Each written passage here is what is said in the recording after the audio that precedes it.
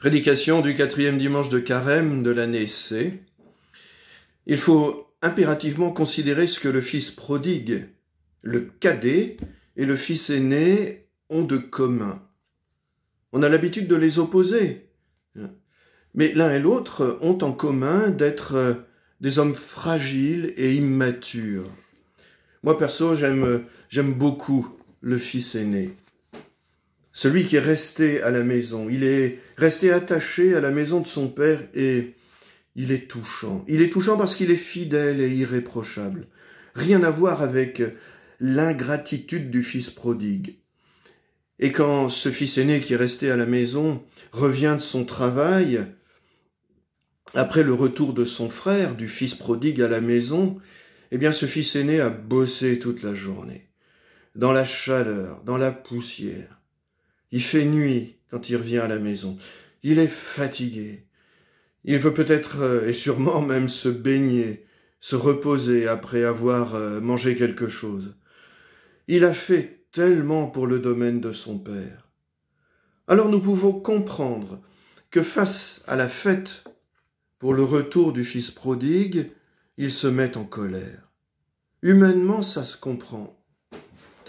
Figurez-vous que moi, ce fils aîné, ce fils attaché à la maison de son père, moi je l'aime bien, je viens de le dire, de toute façon, et puis je trouve qu'il est victime. C'est une victime.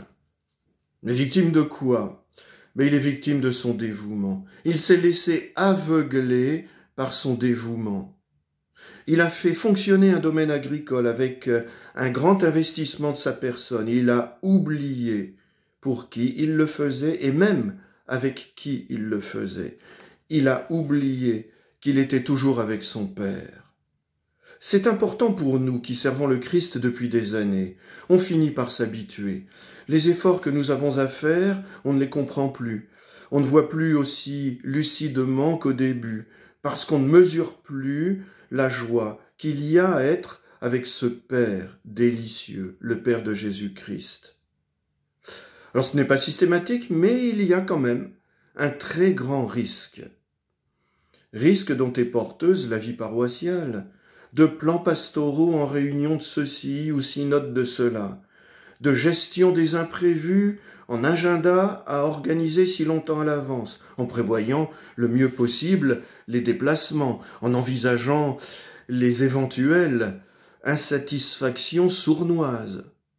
Il y a le risque de perdre de vue qu'on ne fait qu'un avec le Père Céleste. Dans cette situation, il faut faire l'effort de se rappeler que non seulement on travaille pour le Père, mais aussi et surtout avec lui, et que lui, il fait les efforts avec nous et même en nous. Et ceci n'est pas forcément facile. Même dans ce qui nous semble ne pas être vraiment compatible avec le sacerdoce, du moins tel que moi je l'envisageais, il faut demander à l'Esprit Saint de nous redire une chose, nous sommes toujours avec ce délicieux Père céleste. Mon enfant, en tout temps, tu es avec moi, et tout ce qui est à moi est à toi, nous dit le Père de Jésus-Christ, qui est aussi notre Père. Alors, on pourra me rétorquer que j'ai une vie spirituelle, c'est vrai. On pourra me dire que cette vie spirituelle est marquée par des moments précis et cadrés de rencontre avec le Seigneur. C'est vrai, mais ce n'est pas la question. La question n'est pas là. Il y a presque 30 ans, un prêtre de notre diocèse me disait « Vous les jeunes prêtres, on est en train de vous griller, alors garde ta vie spirituelle. » Moi, ça me plaisait d'entendre ça, bien évidemment. Non pas qu'on allait nous griller, c'est pas ça, mais qu'il fallait que je garde ma vie spirituelle. Ça, c'est un discours que j'ai beaucoup aimé. Alors, tout fier, je lui ai égrené la liste de mes dévotions. Pour toute réponse, un silence lourd.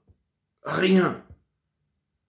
Pas une remarque d'approbation. Rien du tout. Un silence lourd. Pesant. Non, il parlait pas de cela. Ce brave père que je considère comme un saint, oui, ce brave père appelait vie spirituelle la conscience indéfectible d'être toujours avec le Maître, comme il appelait le Christ. Oui, il était comme ça, l'abbé Pierre Leplé. Et il facilitait le travail du Christ, car il avait un heureux caractère et une grande liberté intérieure. Mais ce caractère si heureux, tout le monde ne l'a pas. Alors, là, nos dévotions doivent avoir ce but. Laisser l'Esprit Saint nous rappeler sans cesse que nous sommes toujours avec le Père. Amen.